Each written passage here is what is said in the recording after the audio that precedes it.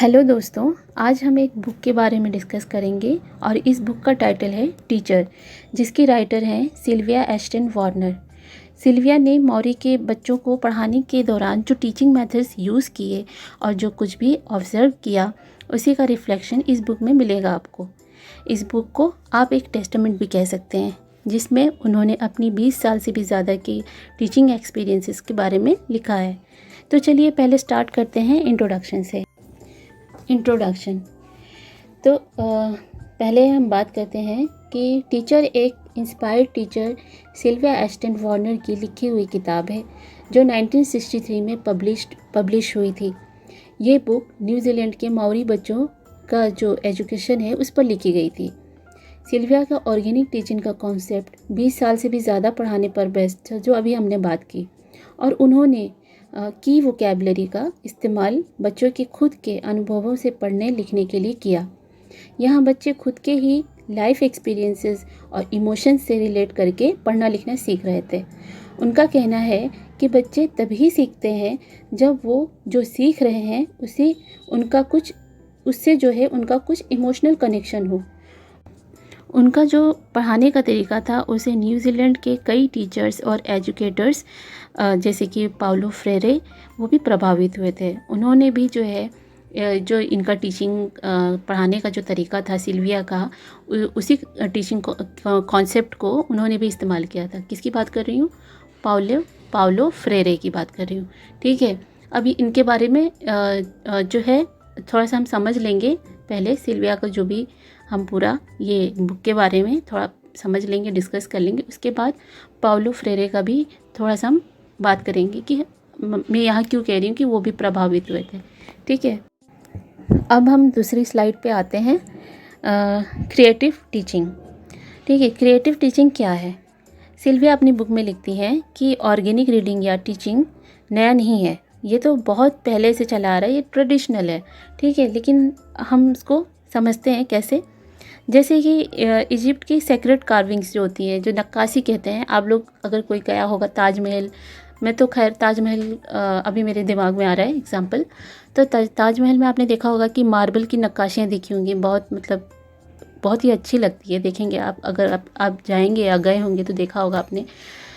तो वो नक्काशी, वैसे ही नक्काशी की बात हो रही है कि जो इजिप्ट, जो मिस्र में जो सेक्रेड कार्विंग्स थी, नक्काशी थी, तो वो जो कार्विंग होती है ना, वो एक सिंबल को शो करता है। सिंबल या कोई साइन को। ठीक है, जिससे आप एक वर्ड, मतलब उससे एक वर्ड का अंदाज़ा लगा सकते हैं और आपको पूरी बात समझ में आ जाएगी। जैसे कि अगर कोई कार्विंग है किसी फूल की, किसी फ्लावर की, तो आप उसे देख के कहोगे अच्छा ये कार्विंग एक फ्लावर की है। या फिर कोई कहेगा कि एक कार्विंग एक फूल की है। लैंग्वेज अलग अलग हो सकते हैं, पर एक समझ में आ रहा है ना कि वो कार्विंग किसकी है। ठीक है, तो ये एक वर्ड, मतलब एक इंडिविजुअल को एक वर्ड मिल जाता है और उससे वो पूरी सेंटेंस समझ में आ जाएगी उसे कि वो कार्विंग किस चीज़ की है। ठीक है, फिर है कि दूसरा है कि एक हेलन केलर का नाम आपने सुना होगा, आपने ब्लैक मूवी भी देखी होगी जिसमें अमिताभ बच्चन और रानी मुखर्जी हैं, अब किसी ने देखी होगी, तो वो भी स्टोरी हेलन केलर से मिलती जुलती है एकदम। तो उसमें आपने देखा होगा रानी मुखर्जी ने भी रोल प्ले किया है।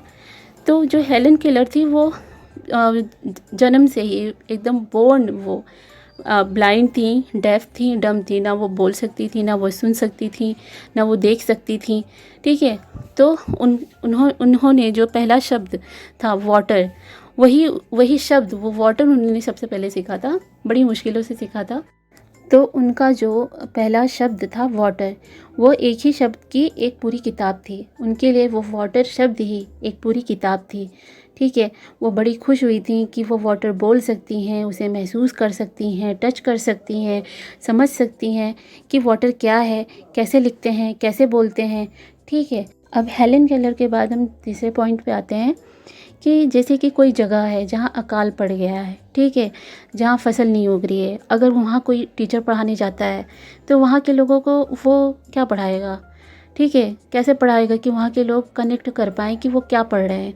तो वो ऐसे वर्ड्स का इस्तेमाल करेगा जैसे कि क्रॉप, सॉइल, हंगर। ठीक है, वो ऐसे वर्ड्स का इस्तेमाल करेगा जिससे वहाँ के लोग, वहाँ के बच्चे जो है अपने आप को इमोशनली कनेक्ट कर पाएँ, क्योंकि वो भूख से जूझ रहे होंगे। वो जो है फसल वहाँ पे ख़राब हो रही होगी, अकाल पड़ा होगा ना, तो वहाँ पे फसल ख़राब हो रही होगी, या फसल नहीं उग रहे होंगे, या बारिश नहीं हो रही होगी। ऑर्गेनिक टीचिंग सिर्फ गरीबों, अनपढ़, पिछड़े हुए लोगों के लिए नहीं है, बल्कि ये सभी के लिए है। जो बच्चे शहर से ताल्लुक़ रखते हैं वो ट्रक, ट्रेन, हवाई जहाज़, बिल्डिंग, कार, इन सब की इमेजेस ड्रॉ कर लेते हैं, क्योंकि वो यही सब रोज़ देखते हैं। और जो बच्चे गांव या पिछड़े इलाकों में से होते हैं वो घोड़ा, गाय, झोपड़ी, कुआं, इन सब की तस्वीरें बनाएंगे। ये drawings country to country, area to area vary करता है। कोई बच्चा जिसे हिंदी आती है वो सेब बोलेगा, और दूसरा बच्चा जिसे इंग्लिश आती है वो सेब को देखकर एप्पल बोलेगा।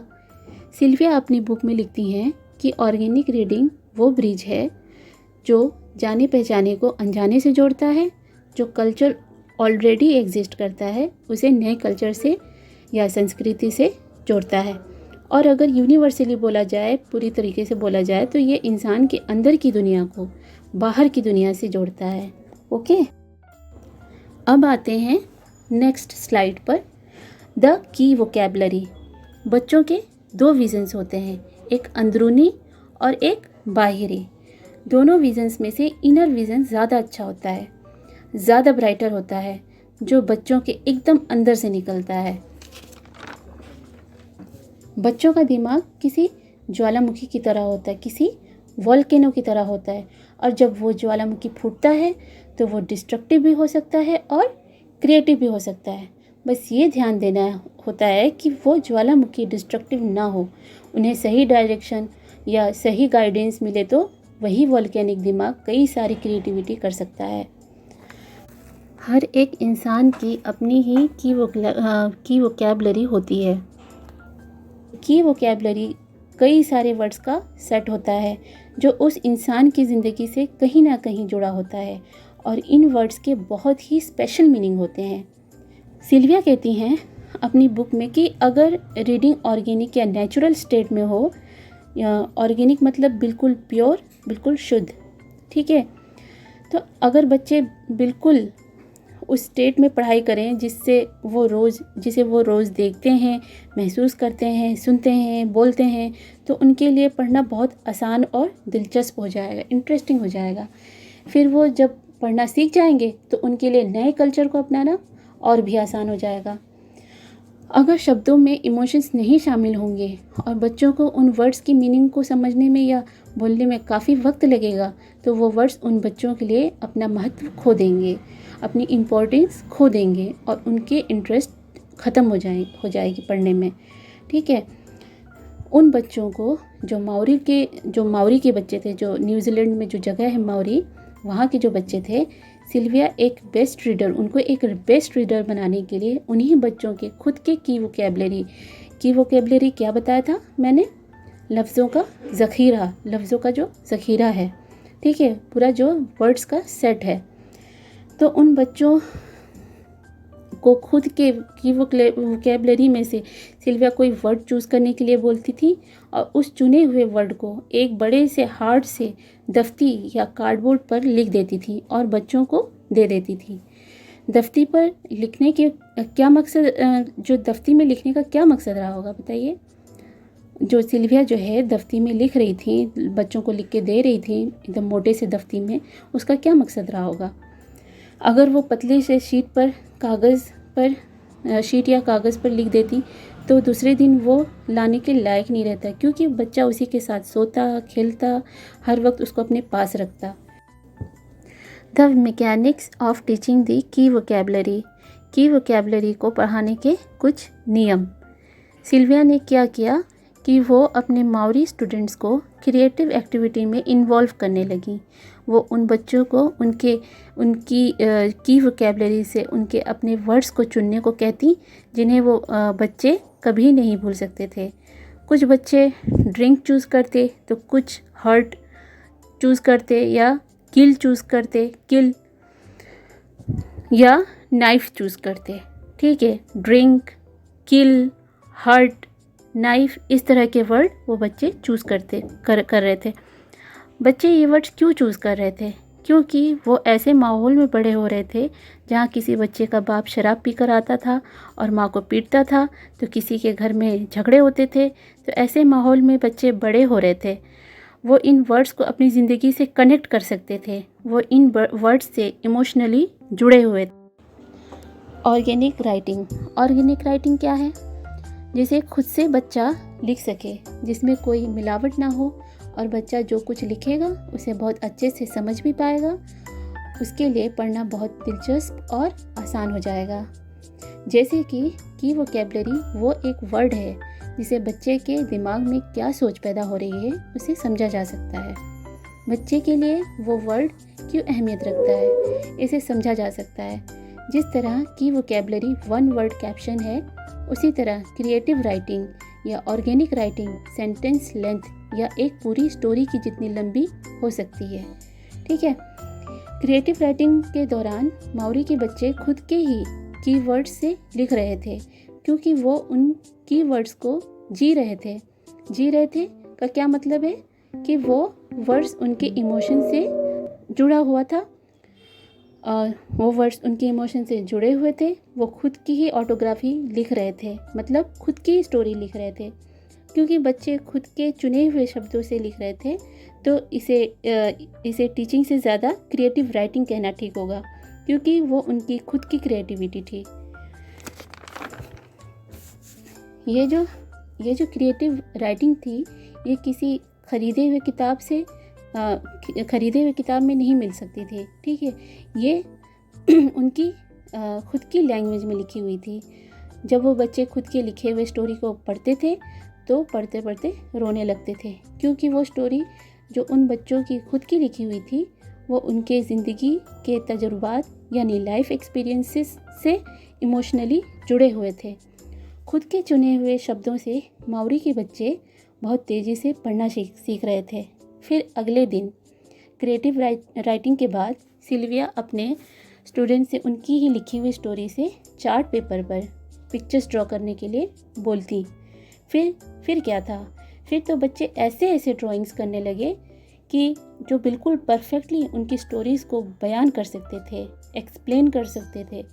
एक बहुत ही क्रांतिकारी एजुकेटर जो अभी हमने शुरुआत में इंट्रोडक्शन में बात की थी, पाउलो फ्रेरे की, जो ब्राज़ील से थे, उन्होंने भी इसी कीवर्ड्स का कॉन्सेप्ट यूज़ किया उनको पढ़ाने के लिए जिनके पास ज़मीन नहीं थी, जो पढ़ना लिखना नहीं जानते थे, जैसे कि किसान, मज़दूर, गन्ने काटने वाले, शुगर केन कटर्स। ठीक है। उन्होंने इन लोगों को सिर्फ 45 दिन में पढ़ना और लिखना सिखाया। पाउलो फ्रेरे ने भी अलग ही वर्ड्स के सेट यूज़ किए थे। ठीक है। जैसे कि वो लैंडलेस थे, ज़मीन नहीं थी उन लोगों के पास, तो एल के लिए उन्होंने क्या यूज़ किया? L for land. ठीक है। एच स्टैंड करता था हंगर के लिए, पी स्टैंड करता था पुअर के लिए, एच स्टैंड करता था हंगर के लिए, मैंने बताया। ठीक है। और ऐसे ही और भी कई शब्द थे। ठीक है।